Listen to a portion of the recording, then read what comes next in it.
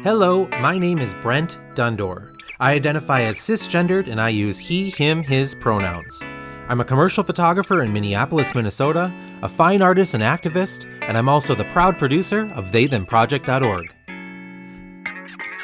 They Them Project interviews non-binary individuals, offering a platform for them to be seen and heard while informing and educating everyone on how words and actions affect the trans plus community.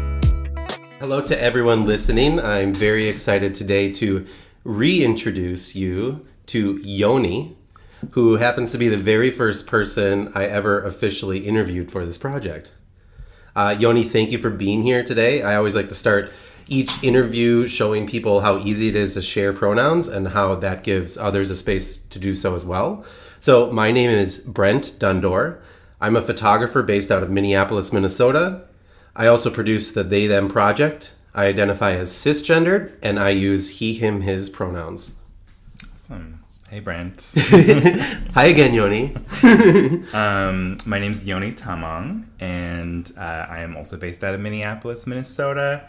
I'm a writer, I'm an artist, I'm a DJ, and a medical practitioner as well. I identify as gender non-conforming, and I use any pronouns that are respectful. So he, she, they, it's all good to me. Okay. And only because it's been a year and a half. Are those the same pronouns that you were using that long ago? You know, I honestly can't remember. I don't either. Yeah. But I know that probably since that time, it's changed a lot, but maybe it came back to the same place that it started before. Well, I'd like to get into that. Before I start asking the regular questions that I have now adapted to and figured out of the right way to ask questions over the last year and a half. Sure. Before I get into that, I always like to explain why I started the project and why I continue to do it. So I started They Them Project to challenge my own ignorance on gender and to document my journey to better understand and embrace people who are gender nonconforming like yourself. I now do the project in hope of educating anyone who listens and to offer a platform to non-binary individuals to tell their stories and to be seen and heard. It's important to me to remind anyone that is listening to this how important it is to share the project, because ultimately the only way that it's going to reach people who maybe haven't started to understand gender is by people sharing it so that it keeps growing. Mm-hmm. So share the project. Yoni, do you have any questions for me before we get started? Maybe you can tell me a little bit about how big the project has grown since you did me first. Okay. How many participants have you had? You mentioned a little bit of intention to travel with it, but how has that manifested? So the project has grown because it's gone from what was originally going to be a photo project, which you really helped me with, to saying, okay, maybe I should be recording these questions and answers. That became a video project where I still took pictures of people. Mm-hmm. And then I realized, okay, when I edit the video, people really are not going to listen to something. Probably 95% of people are not going to listen to something for longer than 2 minutes. And through Instagram and everything else, it's 15 seconds. So when I have these interviews with people and I'm asking them questions that they get to share themselves, I don't like the idea of having to edit it down. Mm-hmm. I don't want to take away from anything that anyone has to say through this project. So that's where it became podcasts. Yeah. Well, what have you seen of, I guess maybe this is a good perspective. What have you seen of the project and how it's changed? Sure. The showing at Lush was probably the first time that I thought, oh, okay, I'm interacting with a quote unquote finished product. And that was really great to see. It was very different than how I expected it to turn out. There's the photographs and the way they looked and the way they were shot. I think mostly because stylistically, right, they were a little bit different than what we had done. But that was exciting. It was exciting to also see all of my friends and their faces up in the neighborhood bar. And I was surprised by how large the photographs were. And that was really striking. And it seemed like a really important stylistic choice to me, to be like, to interact with these large faces that were just like making very intentional eye contact with you. It was really cool.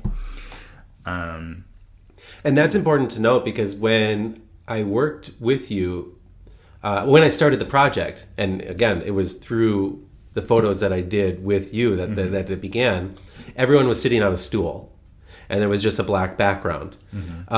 And about a year into the project, I started to realize, okay, I could do something with these photos, and that could grab people's attention. So it's not just to show, like, originally it was just a clean cut portrait, right. And it was done with my like commercial / stark lighting, but I realized I could do something a lot more invigorating. I don't know, something that's going to really force people to pay attention. And it was through another interview that I did, where I actually did separate portraits of somebody, where I took that headshot, and it was I wasn't shooting it for the project, but after I did that shoot, I saw that and I was like, this is something. So that is that's the main reason I'm having you come back here today, because I like need you to be part of the gallery, because like you were the big part of what started this, So I'm excited to take your picture for that. Woohoo! Me too. So what made you decide to do the project originally? And again, like all of these questions that I'm going to ask you, they're kind of like, it's a little different asking you because you were the first person. So I'm really I want to get into that idea, Yeah. So what made you do it originally, and what made you come back? I think originally I was really, I was very partial to the idea that it was an educational project, that it would educate a constituency of people that I have always had trouble educating or interacting with, and trying to trying to explain concepts of gender and how people identify and why it's important. And I feel like in a lot of ways I had kind of given up trying. And so when I heard that that you were gonna do this educational project, I was really interested in that, because I was like, well, I could contribute to this, and you who is maybe better positioned and like more willing to educate the general population. I was like, this is a way I can interact with this that feels good to me and feels within my capacity to do. So that was probably the original impetus. And then, I came back. I think I still have kind of the same motivation to continue this educational moment that's happening. I think there's a lot of value in it, and I think that seeing now that the project is really effective at like reaching a general population is really exciting and invigorating, and so makes me want to contribute more to it if I can. Great. Now we'll go into like the regular questions that I ask to everyone now. Sure. I don't remember how many questions I had for you originally, but I guarantee I asked the questions differently. Sure. So I might emphasize, if I remember how I used to ask these questions, I might emphasize that when I'm asking them. And I think if you're willing, I think that's important to understand, for people to understand there's a right and a wrong way to ask people questions. And it's just like you said originally about your pronouns. You accept any respectful pronouns. It's a huge thing that I've learned from this project.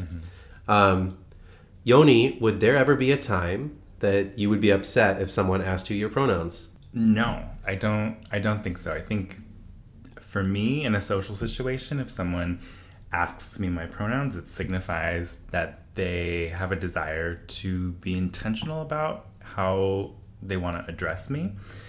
They want to, create like a good well-rounded relationship in that social situation. So, I take it as a compliment. So this is the next question that I've learned to ask people through these interviews is actually one that right now I'm trying to figure out the best way of asking it differently. So I'm going to ask you this question in the way that I've always asked it, and we'll see how you answer. But then I'll tell you why. If you don't already know, I'll tell you why I'm trying to change it. Yeah. So the question is, how much responsibility do you think should be put on others to ask you your pronouns, or for you to tell others your pronouns? Say it again. Yep. Do you think that you should have to tell people your pronouns, or that people should have to ask you your pronouns? I think it should be a shared responsibility. If you feel strongly about how people should address you, you should take some responsibility for making sure everyone's on the same page. But people, I think, also should, when they're new to a social situation, should take a moment, should step back and ask who's in the room and how they want to be addressed. So, we should share the responsibility, I think. And your answer is why I want to change the wording of it all, because I've actually had someone say, there's not responsibility to be nice to somebody. Responsibility is the word that makes that question unique, And my questions have adapted over time to respect that concept of like both sides. So a lot of my questions have always started out with the idea of someone who doesn't understand or have not educated themselves about gender. So to someone who hasn't taken that time to think about this, they think of that as a responsibility. Oh, I have to do this. Right. Now I have to do this, right? So that's where I'm trying to figure out how I can better ask that question. But I'll tell you what the new question might be, and tell me what you think of this. Yeah. If everyone in the world understood the fluidity of gender and the importance of asking and respecting someone's gender, what do you think would be ideal for when people meet and introduce themselves? Would everyone say their pronouns? Would people ask what pronouns someone use? Would it be the exact same way as people ask someone's name? Yeah. So that question to me is more pointed towards imagining and creating like a social convention around communicating each other's pronouns, right? I think there's like a lot of social situations where you like don't need to use gendered language to address one another or to ask each other questions. So I can imagine lots of social situations when you don't need to like share each other's pronouns because you're only going to be interacting for like 10 seconds. You're getting your coffee and then you're going. And in that case, the educational part and the awareness needs to come around like the use of like highly gendered language when you're dealing with people that you don't know very well, right? And so why it might not be appropriate to be like do you need cream with your coffee, dude? Like, was it necessary to use to use the word dude in this interaction, or could you just give me the half and half and like let me be on my way? Well, and I haven't talked about it this way before, but maybe the question should really be, is there any difference between asking someone their name and asking them their pronouns? So in that interaction, you wouldn't say, can I have some cream for my coffee? And then they say, can I ask you your name? I want to be able to know what your name is before I give you cream, right? I think there might be an idea that it's like never okay to assume anything about anyone. And I don't really subscribe to that idea. I think that we make assumptions that are like automatic about people all the time. It's kind of inescapable. But I think you'll run up into problems when you make an assumption about somebody and then behave in a way or behave based off that assumption, and it's going to get, you'll run into a conflict socially with someone. That's the moment when it would have been useful, right, to have the knowledge of like, how do I address this person? How do they want to be addressed? When we've gotten to like that point in our relationship where we're like, yeah, you do need to know how I identify. If you're gonna talk about me or like to somebody else, or if you're going to talk about me to me while I'm in the room, I want you to know, right, how I see myself. Yeah, so maybe it's really about if there's a chance that you could disrespect someone by not asking, then you definitely should, right? Right. And it goes back to the idea of like, if you want to respect someone and you know that like that's going to do that, then that's you should do that. Right. So you said that you accept he, she, they pronouns as long as they are respectfully, as long as people are respectful by giving those. Is there any instances when you use other pronouns? Or have you ever thought about using other pronouns? I mean, I haven't seen the most up to date like roster of all the possibilities, but I suppose I would be open. Open to other options. I don't know. They is just like such a lovely umbrella pronoun for me, and I know that a lot of people don't like, want to be very specific about what pronouns they use and receive, but I'm really into like a universal they, right? Until something else has been established. Yeah. Well, and some people, I have yet to interview someone who is gender nonconforming who does not accept they, them pronouns. I mean, that's what the project is called. So I'm sure anyone that's agreeing to do it has at least thought about that. There are people, they now use binary pronouns. Right. But I think it's interesting that in this project, I mean, ultimately the only rule is that you have to currently or previously use gender nonconforming pronouns. But I have yet to have anyone who does not accept they, them pronouns. Sure. Why don't you give your journey, your story? Sure. And also I am really curious about the fact that you brought up that things have changed and that maybe they have come back to what they were. I want to know what that meant. So I mean, I think I have always experimented with gender, even since I was a small child. But the concept of using a pronoun other than the one that I had used forever didn't really hit me until I was about 22. I'm 29 now.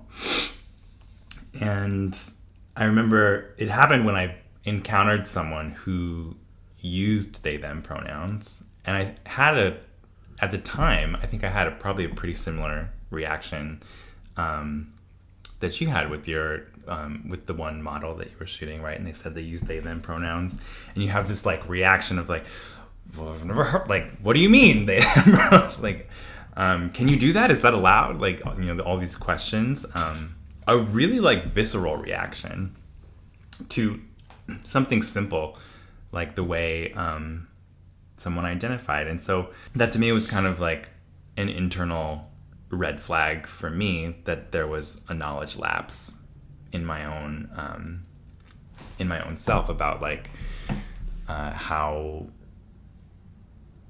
if other people could identify that way, I had never really interrogated why I used he, him pronouns at the time.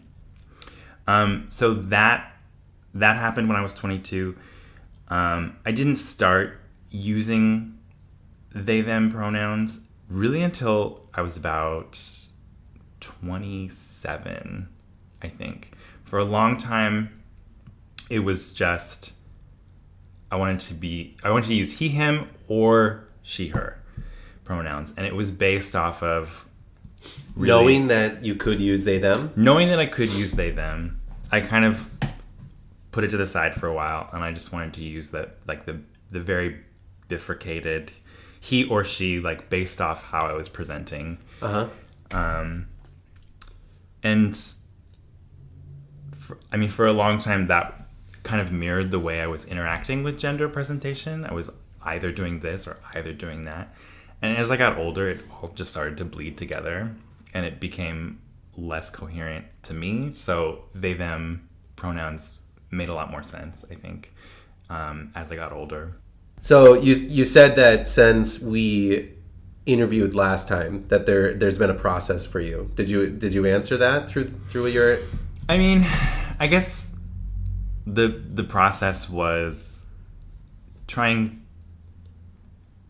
I mean, I had a lot of resistance to using they them pronouns, and I think because to me it signified a kind of like it signified a desire to engage with this like genteel, politically correct way of like addressing each other, and that like it didn't appeal to me to interact with that. But I don't know. I guess I let go of that a little bit more. The more that I talked to people who use those kinds of pronouns, and the more the way I interacted with gender presentation became less coherent along a binary, the more they them pronouns made sense to me. Mm-hmm. Well, it's so interesting because these questions that I'm looking at in front of me here, I'm remembering now your interview more, because, and these are questions that one of your questions is how many people I've interviewed. I think it's around 30 now. Mm-hmm.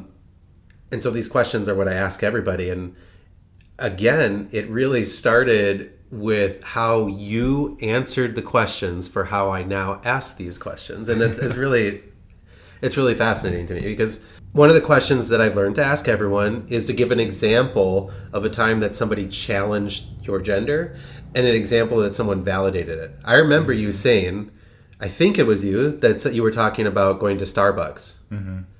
And just to have someone ask your pronouns, or they use they, them pronouns to you, and how that made you feel, I started to understand how important that is. And the question's important because it puts people in that place mm-hmm. of how that does feel. So can you in the last year, is there any other examples that you can give? And maybe it has to do with, you said before that you were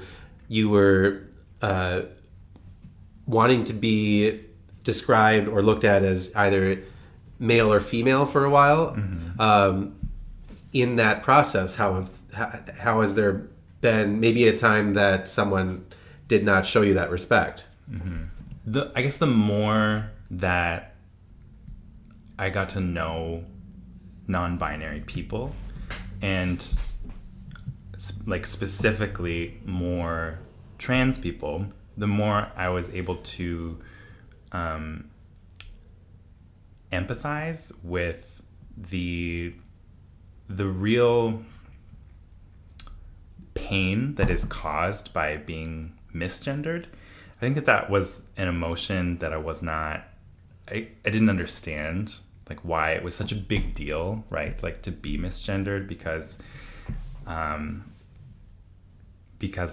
like my own beliefs about like gender being, gender's fluid, it's illusory, it doesn't really matter, right? We're all just kind of making identifications with these unstable concepts. So why does it even matter, like if someone misgenders you? But I think as I've gotten older, the more people I have gotten to know who are non-binary, it's easier for me now to see how easy and what a small but powerful gesture it is to ask someone how they identify and how they'd like to be addressed.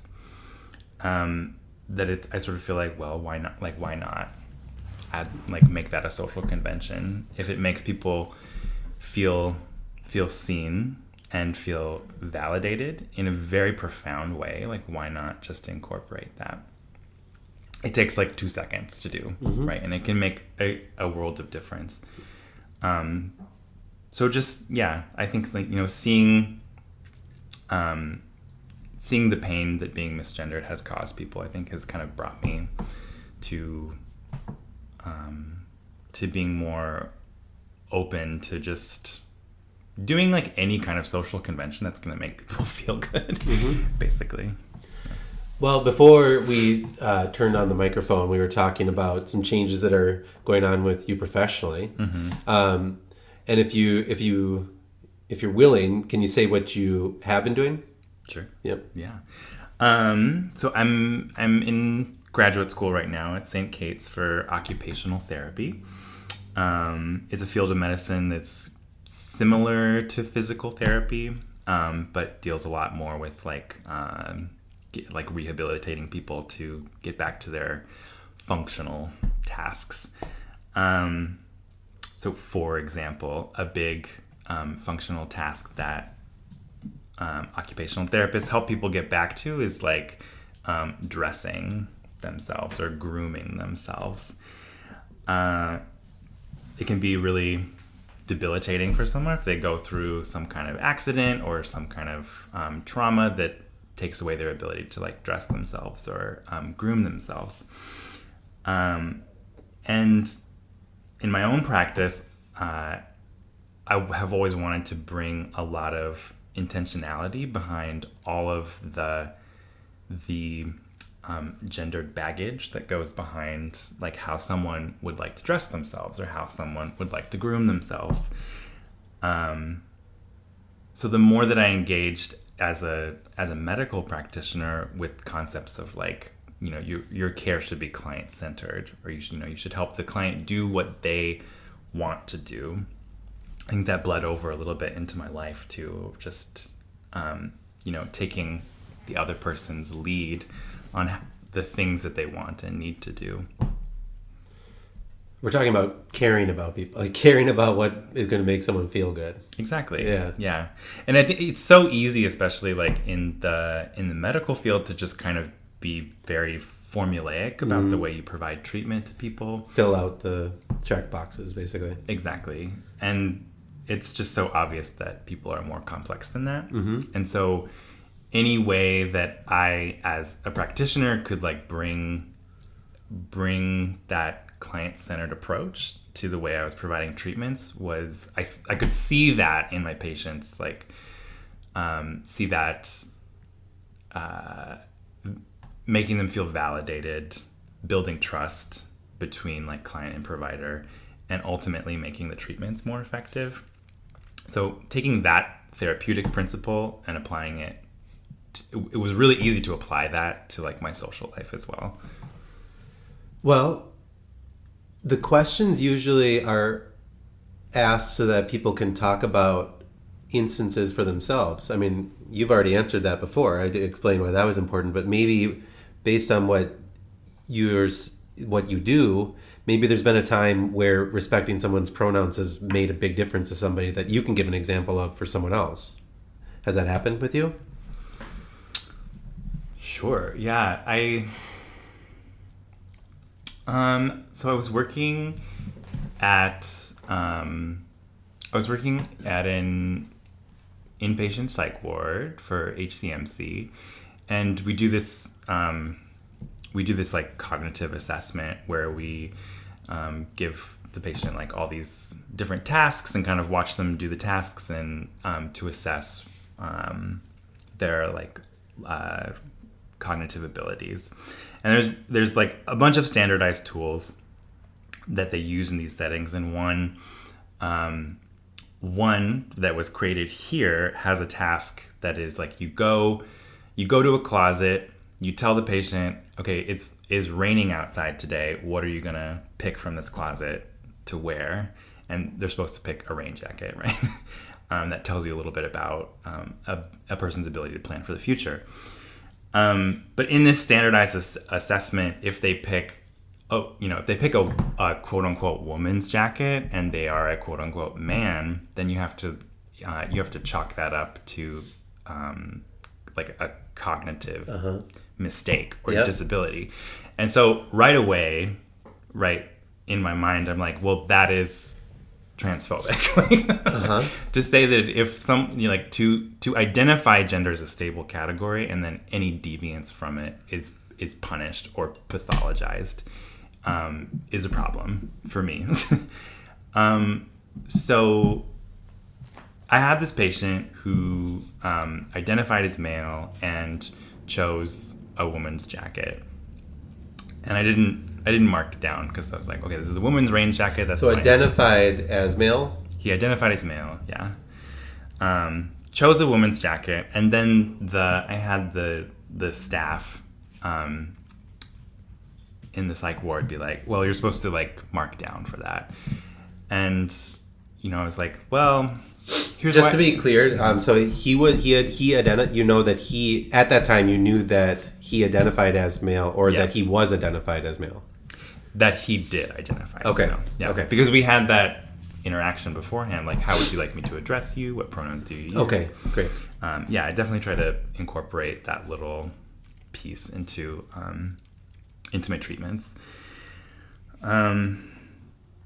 And so I think advocating that he should not be penalized for choosing a woman's jacket, so advocating on his behalf to the staff, I know, raised a conversation about gender in general and gender specifically in the way we use this like standardized tool, whether or not this standardized tool is useful anymore, whether it's outdated, things like that. I know that made a difference in the way that he was receiving care at that time and brought an awareness about gender variance for the staff there too. Yeah, I mean, the idea, like medically, how there's a whole nother layer to everything there based on what basically filling out applications, the options that you're given, and how that can affect people as well.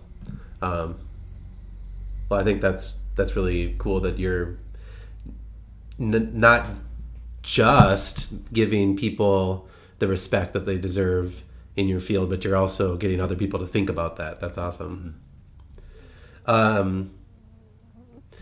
So here's like my big thing I wanted to talk about with you, because a lot of these other questions that I've come up with through interviewing people, starting with you, are things that I was like, okay, I get the concept of this, but I don't know what is the most respectful way of asking these questions, or if there's the best way of asking these questions.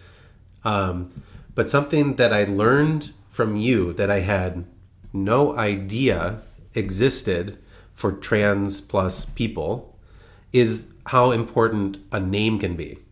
So I don't know if you've listened to any of the interviews since, but I've probably in at least a third of the interviews talked about how one of the very first people that I asked these questions to, I had known of a name that they had given me before, but then it was you when you came in and you introduced yourself as Yoni. When you gave me your name, I didn't know what was going on. Like I had no idea what that meant, and I was like literally confused at that time. But at the same time, I understood. Okay, now this is important, and I don't understand it. But anyways, you taught me the importance of names for anyone. So I don't know. I guess I want you to talk about how a name is important. So what does Yoni represent to you? For me, Yoni is like a kind of, it's kind of a resistance and a joke at the same time for me. That is, encapsulates what I would call like my political stance towards how to respond to the question of like, how do you identify your gender? So Yoni is Sanskrit for vagina. Both like literally and like the metaphorical, like the figurative, like cosmic feminine energy. Like the yoni is also like a concept that's been very much co-opted by like white tea drinking, yoga practicing people. So on the one hand, to like, it's a joke in my mind because so I'm half Nepalese. So on the one hand, it's like a reclaiming of this like Sanskrit concept for my own use from these like tea drinking, yoga doing people.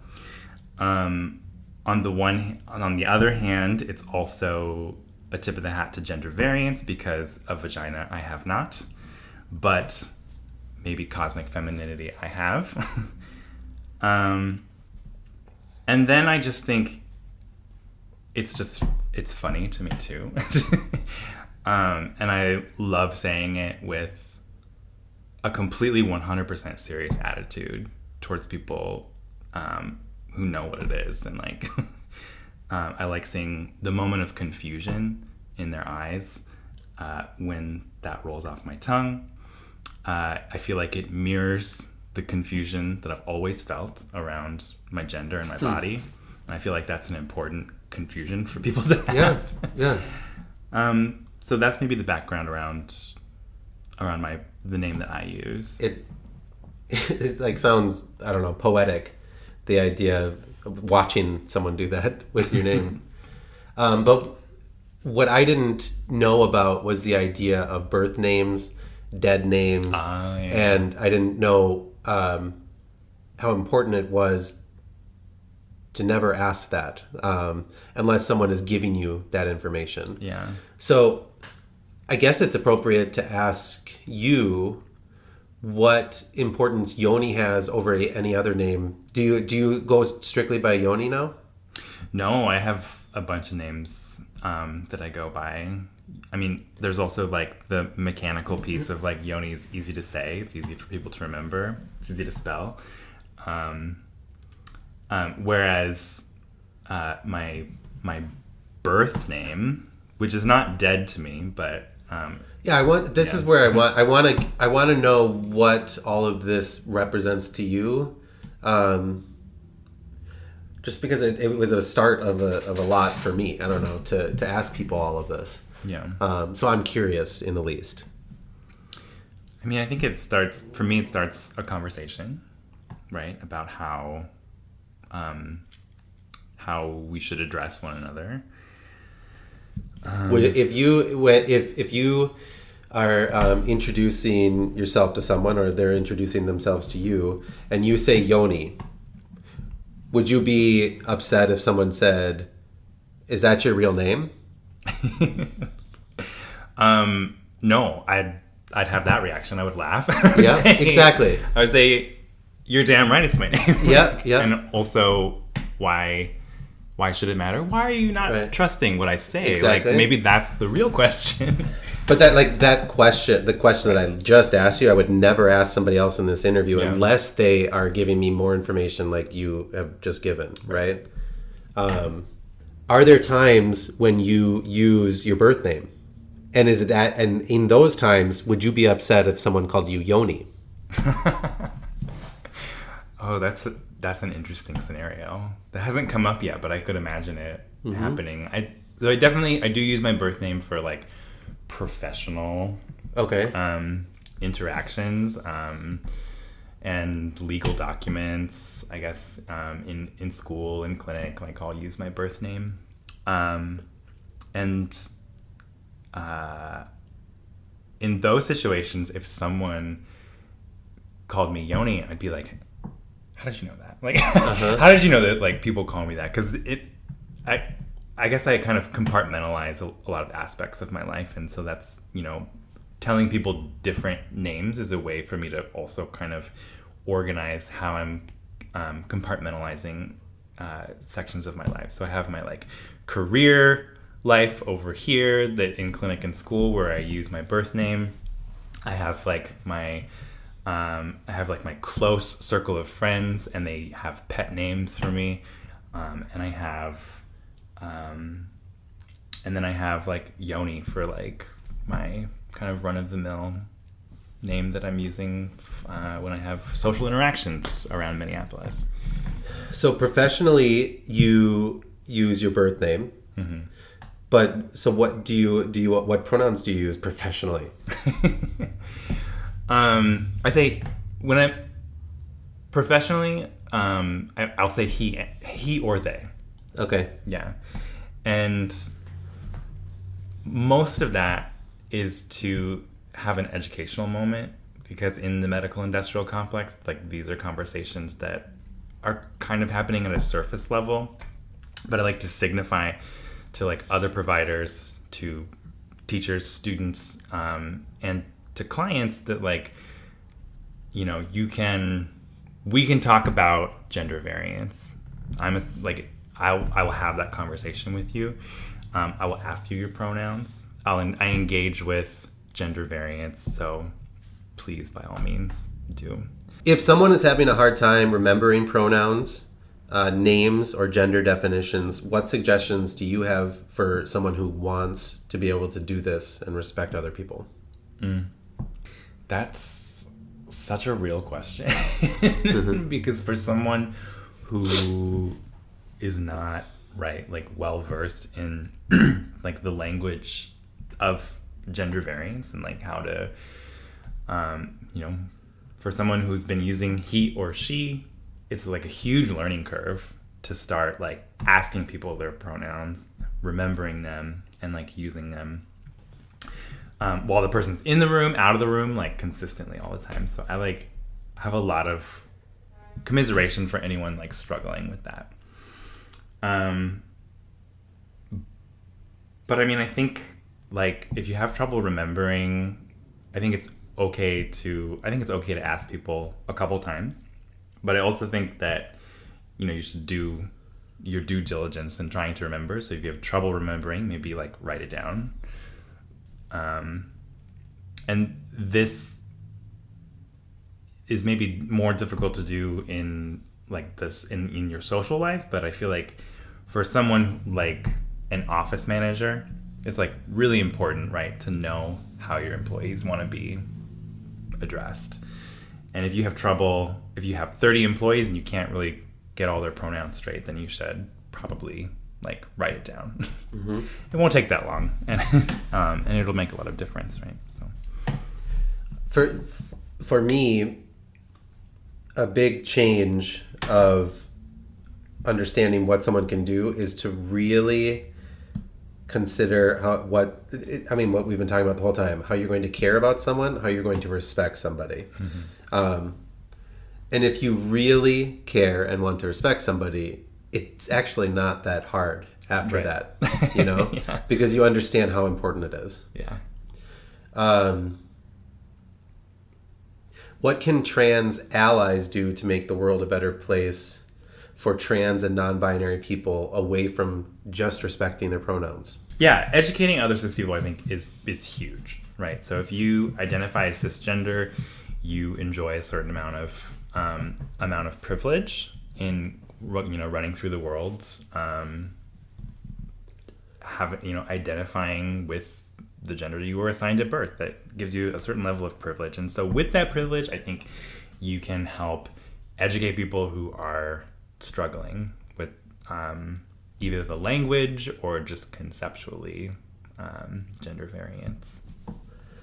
So that trans and non-binary people don't have to, because mm-hmm. right, what happens is like we're like seen as gender deviants, and so we become, the natural response is for someone who doesn't understand, right, is to start asking questions. But those questions can, like, maybe sometimes, me personally, sometimes I'm in a place where I can answer those questions, and other times I'm maybe not in an emotional place where I can answer those questions, or I'm not in a place where it's like physically safe to answer those questions or to out myself as like a gender variant person. So for cis people, I think if you can educate other cis people, that's really helpful because it takes the burden off trans people who have enough on their plates already. Well, in your answer, and through all these questions and answers through this interview, it's just, again, it like sparks these things that have come up and have been these huge light bulb moments, and for some things, literally life-changing concepts to me. You talked about privilege, and that's where this project is kind of going on a personal level for me. I mean, this project is about the people that I interview, but what I have learned about privilege, it gets me emotional to talk about it. Sure. But along those lines, I mean, this is another question where I'm wanting to figure out the best way to ask the question, because I said trans allies. And a lot of times when I'm talking about allies in these interviews, some people have said, well, let's talk about allies. What is an ally? Because ultimately, your response is perfect, because an ally is somebody that sticks up for people. Like this is kind of the gist of what I've learned, in my opinion now, is an ally is somebody that, exactly what you're talking about, they stick up for something, not just respect it. Like, that's being a nice person. Yeah. And that's another thing that I've learned. Like, you shouldn't consider yourself special because you're respecting somebody's pronouns. But if you really want to help people, and a lot of times people who have less privilege than you, then you have to stick up for something. And that is when changes are made. Yeah. I've always kind of said that I would rather have an accomplice than an ally, or I would like prefer an accomplice, right? Someone who not only will like respect me and the choices that I've made about my own body, but someone who will also help me in fighting this good fight as well, right? So taking the time out of, if you come from a place of privilege, taking time out of whatever you're doing to like contribute to the cause is much more impactful. Yeah. And yeah. What advice do you have for youth who are questioning their gender identity? Don't listen to old birds like me. Listen to yourself.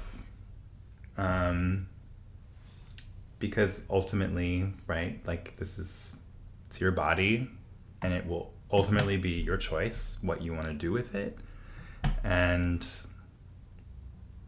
so, get good at like listening to your heart and following through on it, because that's what's going to probably make the most difference for you. Do you have any advice for parents who have youth who are questioning their gender? Listen, I think, to what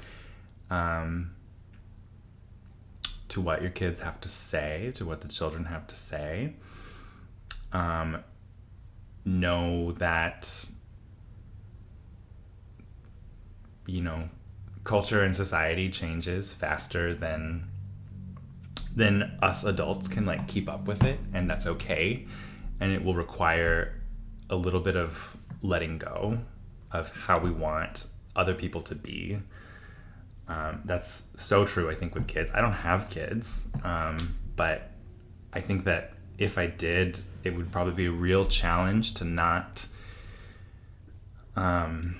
coerce them into being the person that I want them to be, right? I think that's a huge challenge, because I want a little clone of myself that will like complete all of the things that I never got to do, right? Mm-hmm. But ultimately,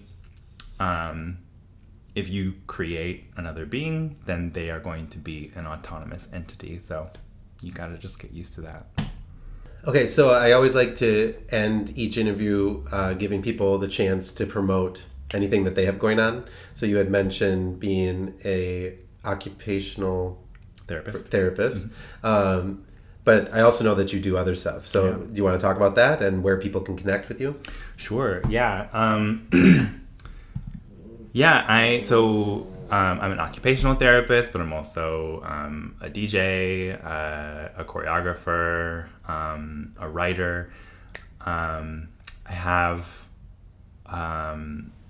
I write a lot about my life, but also about culture and society. So if you would like to look up any of my writing, I would encourage you to go to my website. You can find it at jptamang, TAMANG.com. And you can find all my writing there, and I encourage you to engage with my squawks. Is there anything else you would like to say to anyone listening? Gender is so mysterious, and I love that you're doing this project. And I am looking forward to like engaging with all the multiple perspectives that people have on gender. It's like the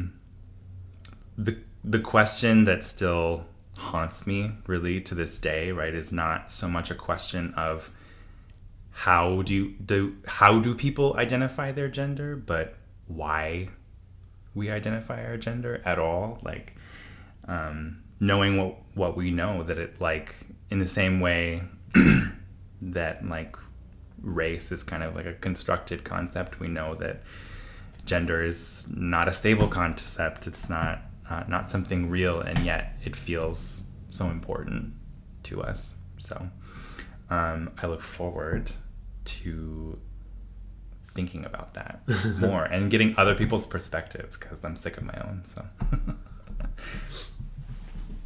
Thank you so much for being here, Yoni, a second time. Thank you. It's like a big cycle, a circle, I don't know. Mm-hmm. And I don't know, maybe I'll have you come back in a year or two again. Oh, yeah.